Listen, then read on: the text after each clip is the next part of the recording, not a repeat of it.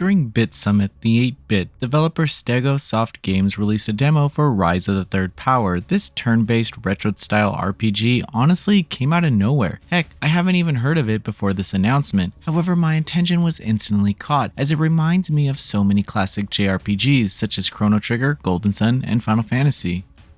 Rise of the Third Power's story takes place 15 years after the developer's first game, Arafel, an RPG Maker game that told the story of World War I but with a twist. The developers then released Arafel Enhanced Edition, which went away from the RPG Maker skin and used an original engine developed by them. Now, they have continued their efforts with Rise of the Third Power, which they quote to be the best game yet, with Chrono Trigger-esque abilities. Only a few characters are introduced in the short demo version. First, you play as Rowan, a former naval officer who was dismissed after his heavy drinking habits. Still knowing how to steer a ship, he becomes a pilot, only to betray his girlfriend Selena, who is also a pirate. The rather cunning Natasha and the mage Aiden are in your party, who both concoct a plan to steal one of Selena's ships and run away to safety after it explodes. In combat, the demo provides you with 5 party members to choose from. While it is rather brief, having only a few fights plus a boss battle at the end, I enjoyed the small taste provided by the team. Each character is unique and team combinations are various. I personally went with Natasha, Rowan, and Karina, and I often found myself switching to Reina for some healing.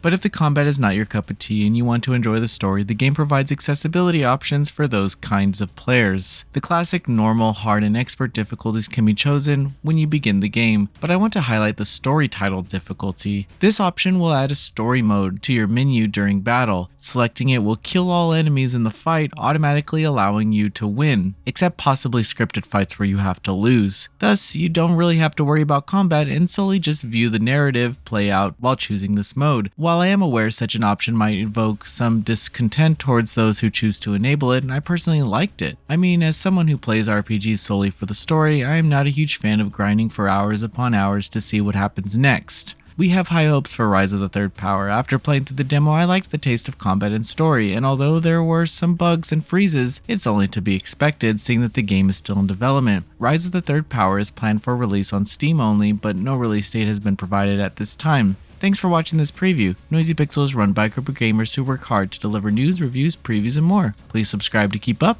with all our future content.